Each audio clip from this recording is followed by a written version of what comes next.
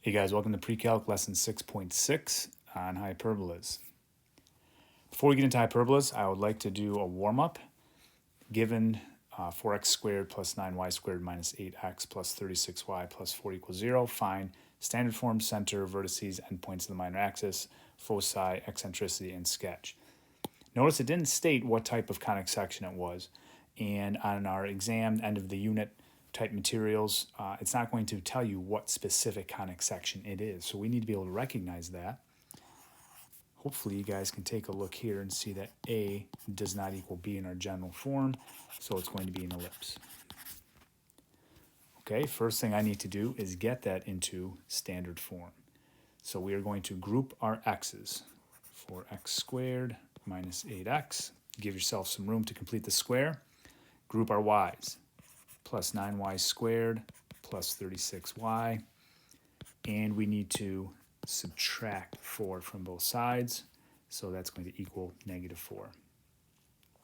Now, before we can complete the square, we have to take out GCFs. All right, this is about as involved an equation as I can give you. You have to take out a GCF twice. In my first group, I'll take out a 4. That's going to leave me an x squared minus 2x. Again, give yourself some room to complete the square. The second group, I'll take out a 9, and that'll leave me y squared plus 4y, and all that's going to equal negative 4. All right, with your x's, half of 2 is 1, 1 squared is 1. But remember, we're not really adding 1, we are adding 4, because I have to distribute that. So on the other side, I'll add 4. Complete the square with your y's. Half of 4 is 2, 2 squared is 4. But I'm not really adding 4, I'm adding 36 because it's 9 times 4. So on the other side, I'll add 36. This is really the hardest step. Once you have this, the rest should go pretty quickly. So now I have 4 times x minus 1 squared, right? Signs are the same, both negative, plus 9 times y plus 2 squared equals 36. Remember, my standard form equation has to equal 1, so now I divide everything by 36. If you get to this step and your numerator does not cancel with your denominator, most likely you made a mistake, and it's probably one of these two numbers, right? Maybe we forgot to distribute and add that, because we won't give you an equation where those don't cancel. That's just way too messy. So my standard form ends up being x minus 1 squared over 9 plus y plus 2 squared over 4 equals 1. There's my standard form equation. Now, from that equation, we get 3 things very quickly. Center, x-pole, y-pole. So my center is going to be 1, negative 2. My x-pole is going to be 3, and my y-pole is going to be 2. Remember where we get those. This x-pole is the square root of whatever's underneath the x. The y-pole is the square root of whatever is underneath the y. And in this case, the x-pole is larger, so that's going to be our value of A, and that's going to be our value for B. That's enough information to make a sketch. All right, we'll get the foci and eccentricity here in a second, but let's make a sketch with that information. My center is 1, negative 2. Plot that point. My x-pole is 3. So 1, 2, 3. There's an endpoint. 1, 2, 3. There's an endpoint. My y-pole is 2, so I go up 2 and go down 2 from the center. Remember, when sketching these, it's more watermelon than football, all right? So don't make the ends pointed. Sometimes I find it useful just to do maybe a quarter at a time. It doesn't have to be perfect, but you don't want to rush through it either. Okay, so now the major axis is this one. That's the longer of the two. So the major axis contains the vertices. So let's label those V1 here, V2 there. What are those coordinates? I can get them from the graph. Nice integer coordinates. V1 is negative 2, negative 2. V2 is 4, negative 2. So those are coordinates they want you to label. Same thing with the center. Okay, so now once I get that sketched, now I can talk about the foci. Remember that focus equation, c squared equals a squared minus b squared. C squared equals, I actually look right here because that's already a squared and that's already b squared. You can come back here and square these if you want, but you're just going to get those denominators. So that's going to be 9 minus 4. That's 5. So C equals square root 5. You can't simplify it, which is approximately 2.1. So 2.1, I go right 2.1, I go left 2.1. Remember, the foci are on the same axis as the vertices. So they're on this axis right here. And now I need those coordinates in simplest radical form. This is where it gets a little bit challenging. And here's how we get it. Okay, I start with my center. So here are my center coordinates. And what did I do? I subtracted square root 5 from the x coordinate of that center because I went left 5. So I come up here to my center, I take my x coordinate, and I subtract C. C is the distance from the focus to the center, so that's C. Okay, so what's that? 1 minus square root 5, comma, and it's going to have the same y coordinate because it's on the same horizontal. F2 then is going to be 1 plus square root 5, comma, negative 2. And they're the coordinates of your foci. The last thing I'm going to do is find eccentricity. That's equal to C over A. C is square root 5. A is 3, right? It's the larger of the two. And depending on the directions, most of the time I'll say like nearest thousandth. Let's scroll up here. It just says eccentricity. You know, eccentricity of an ellipse is between 0 and 1, so I think it's a little bit more meaningful if we can get a decimal approximation. So let me throw that into the calculator. I got 0.745 to nearest thousandth. Remember, when it comes to eccentricity, the closer to 0, the more round the ellipse is. The closer to 1, the more oval or oblong the ellipse is. Now let's talk about a hyperbola. I'm going to start by giving you the definition of hyperbola. Hyperbola is the locus of points or set of points such that the difference of the distances from two fixed points, which are the foci, is constant. And that's equal to the major or transverse axis. Okay, so that probably doesn't mean a whole lot to you. All right, let's try to do a visual. Hyperbola, it's a little bit more challenging to do the visual than it is for an ellipse or a circle or even a parabola. So I'm going to start with two fixed points. There's F1 and there's F2. Obviously my center, I'm not going to put it in here as it'll get cluttered here, but my center would be right between those two. Now what I'm going to do is I'm going to create two segments. Let's start with this one. That's 5, and that one there's 10. So that would be a point. What we're going to do next is create a series of points such that the difference of those distances remains constant. So let me kind of use a different color here. Let's go back to that. So let's say that's 5, and that's 10. So this would be a point on that hyperbola. Well, I could do something else like this. So the difference, 10 minus 5 is 5. I could do something like this, where that's 8, and that is 13. Well, 13 minus 8 is 5. So that would be another point on that hyperbola. Then maybe I could do something like this, where that's 10, and that distance there is 15, and that would be another point on the hyperbola. So you can kind of see that the hyperbola will kind of look like this. Now, there's also one on the other side. I'm not going to add it because, like I said, it'll get way too cluttered, but there's also a hyperbola that comes in like so, where that would be 5, and that would be 10, that would be 8, and that would be 13, that would be 10, and that would be 15, so on and so forth. So that is the definition of a hyperbola. Remember, the cross section is when this plane becomes vertical, perpendicular to that base. The cross section would be a hyperbola. So the standard form equation is a little bit more involved than our ellipse for the simple fact that we can have, like a parabola, we could have a hyperbola that's left-right, or we could have a hyperbola that's up-down. So first, let's start with this standard form.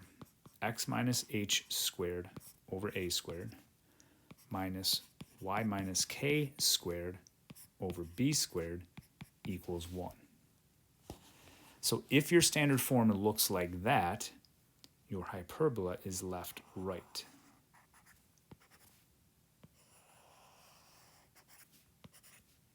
Okay, the foci are always inside the hyperbola, and those points would be your vertices.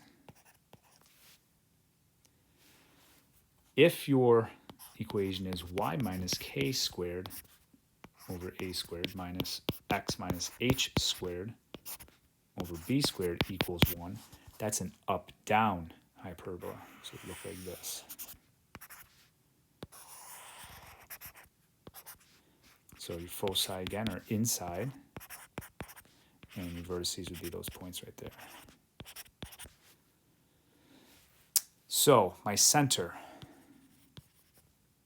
is HK for both of those. All right, so notice, just like with a circle, just like with an ellipse, you look at what's with the x, that would be the x coordinate, the opposite of that. Even if our x is listed second, that still gives us the x coordinate of our center. So we just have to be careful of that because obviously the order is going to change here with these hyperbolas. The transverse axis is also known as the major axis.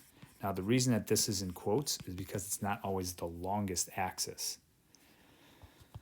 The major axis is always the positive variable. Not necessarily the longest of the two. And your vertices are located on this axis. So in an ellipse, it's always the longest. With a hyperbola, it's always the positive one. Okay, not necessarily the longest. And I know that's going to get a little bit confusing, but try and keep that straight. Foci, the points are inside the curves of the hyperbola. I also like to think of it as beyond the vertices. So as you're looking at from the center, you go beyond the vertices, that's where the foci are. We've got a new equation. C squared equals a squared plus b squared, which probably looks a little bit more familiar to you guys from Pythagorean theorem. I don't have time to derive it, but if you are in class, I will probably derive this formula if we have time. But notice that's different than with an ellipse. It's a plus instead of a minus. In addition, we've got asymptote lines, and we use these to help us sketch the hyperbola. So this is a little bit different. Our asymptote lines would be y minus k equals plus or minus b over a times x minus h. Again, this is something that you have to have memorized. There's no way around it. Notice this slope right here is always y pole over x pole. Think of geometry. Rise over run. Delta y over delta x. Now, if you don't remember point slope equation of a line, basically here, HK is a point on the line. And in this case, it's going to be the same as the center of that hyperbola. And B over A equals the slope. Okay, so this might make a little bit more sense if we put it into practice. So let's take a look at an example here. Start with a relatively easy one. I've got x squared over 16 minus y squared over 49 equals 1. When we start this the exact same way we'd start an ellipse. So that might make it helpful. It's got a center. Well, what's the center? Well, in this case, it's 0, 0. That's pretty easy. Okay, let's put that in here. It's not actually going to be part of the hyperbola. I have an x pole and I have a y pole, just like I did with an ellipse. So that part is pretty straightforward. X pole is going to be 4, square root of 16. Y pole equals 7, square root of 49. So I can put those in right now. X pole is 4, 1, 2, 3, 4. Put a point there. Get the other side. The y pole is 7. 1, 2, 3, 4, 5, 6, 7. Put a point there. And go down 7, put a point there. Now here's where graphing the hyperbolas becomes a little bit challenging. First thing we need to do once I get those coordinates is I need to make a rectangle. Now this rectangle is not part of the graph, so I'm going to use dashed lines here to make this rectangle. And you'll see why we use this here in a second.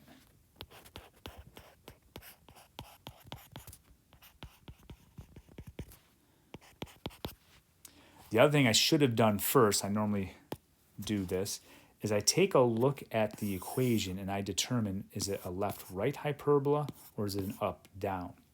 Well, in this case, x is positive. So if the x is positive, it's a left-right. So I like to make a little thumbnail just to remind myself what the graph should look like. So now, what we have to do next is we have to sketch in the asymptote lines. Well, the asymptote lines are pretty easy to sketch in because they're the diagonals of this rectangle. Now again, they're not part of the graph, so we want to make sure that we are using dashed lines when we do this.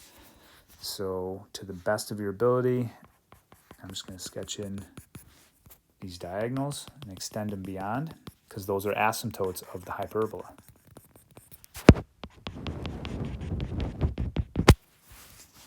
So now, I understand that's a left-right, which means these 2 points are my vertices, and it's going to look like this. Well, these diagonals are asymptotes, so when I go to sketch this, I need to approach that, but never intersect it on that side, and then do the same thing here. So this is going to be a very wide hyperbola. Okay, let me sketch that in. So that point is a vertex, and it's going to approach that asymptote, get closer and closer, but never intersect on both sides. And then same thing on my other side. Approach the asymptote, and approach the asymptote. All right, so this is V1 here, that's V2. So my coordinates of the vertices, I can count those. That's going to be that's going to be negative 4, 0. And V2 is 4, 0. Now, the next thing I need to do is get the foci. Okay, let's do that. Remember, that equation now is c squared equals a squared plus b squared. All right, so c squared equals, there's a squared and b squared. Okay, so that's going to be 16 plus 49.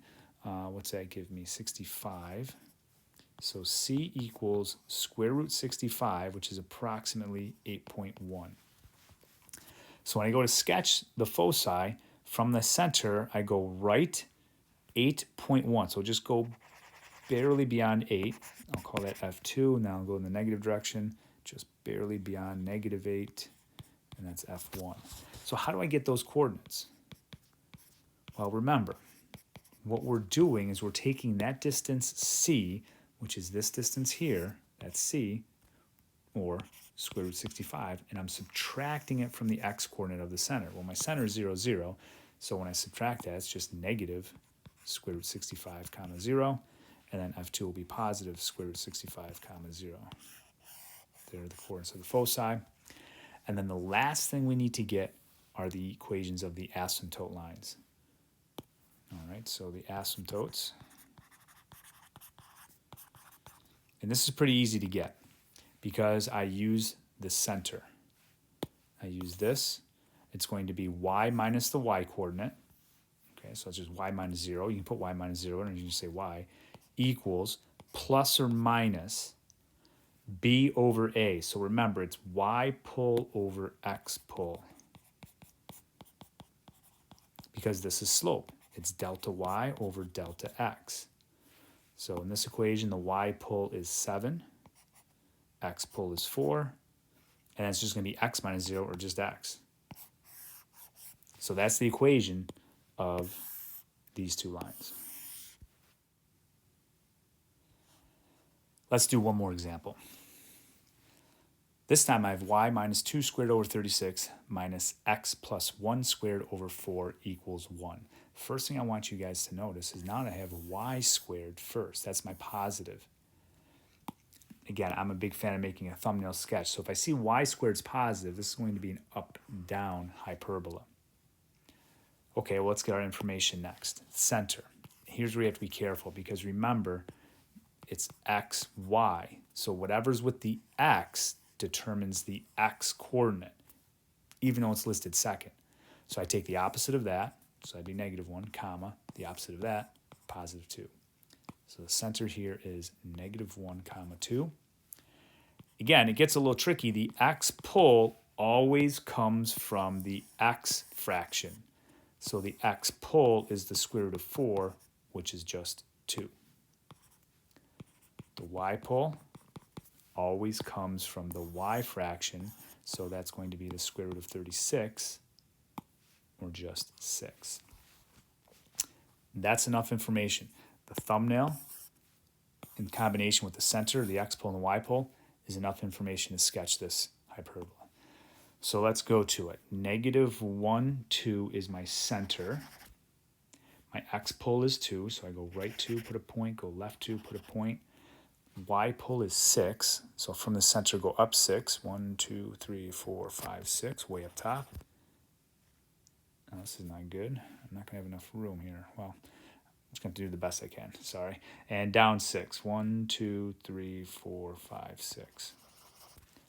What we do next is we make a rectangle, using those as basically the midpoints of our opposite sides.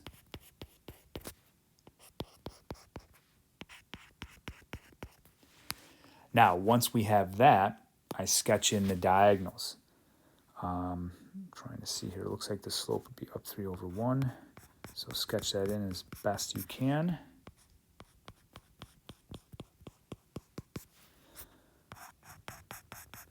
And remember, those are asymptote lines.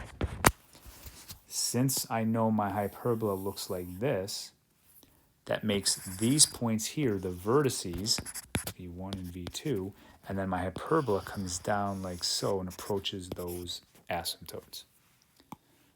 All right, so that's going to be a vertex. We'll call that V1. Sketch that in like so. There's V2, and sketch that in. All right, so now I need to get the coordinates of those vertices. Let's do it over here, V1. What's that going to be? -1. I can't even read that. So let's see, the y pole is 6, -1, 8. And V2 is going to be -1, -4. Next, let's get the foci. Foci, c squared equals a squared plus b squared for a hyperbola. So c squared equals 36 plus 4, that's 40. Square root that. C in simplest radical form is going to be 2 square root 10. Square root 40 is approximately, 6.4. So from the center, I have to go up 6.4. So it's going to be just beyond the vertex. So that would be F1 there. And then go down just beyond the vertex. That would be F2. What are those coordinates? Well, it's hard to get those from the graph. So again, we need to understand what we're doing. The distance from the center to that focus is C, which we said is 2 radical 10. So what I'm going to do is I'm going to take the y coordinate of my center and add 2 square root 10 to it to go find that point above it, and then take that and subtract 2 radical 10 to get the point below it. So those coordinates will look like this. -1, comma, 2 plus 2 radical 10. Sorry, it's a little cramped there. And -1, comma, 2 minus 2 radical 10. And that's how you get those coordinates. Last thing we need to do, get the equation of those asymptote lines. All right, so for our asymptotes, it's going to be, and this is what's kind of nice, it's y minus the y coordinate of the center equals plus or minus, I should write that out, y minus the y coordinate of the center, all right, which is k, equals plus or minus y pole over x pole, delta y over delta x, times x minus the x coordinate. It's just what's in the equation here. That's what's nice about it. Just remember you have to start with the y. And don't put squares in it because it's not, it's not a hyperbola, it's not a parabola, it's just a line. So that's going to be y minus 2 equals plus or minus y pole over x pole, and I don't care if you simplify this or just leave it 6 over 2, it's fine with me, times x plus 1. Those two equations represent those asymptote lines. All right, it's easy to get. You just take that, bring it here, there's your y minus the y coordinate. Take that, bring it here, there's your x minus the x coordinate, and remember it's y pole over x pole. Change in y over change in x. That goes here. All right, so that concludes day 6 on hyperbolas. As usual, guys, reach out if you have any questions. Thanks a lot for watching, and we'll see you in class soon.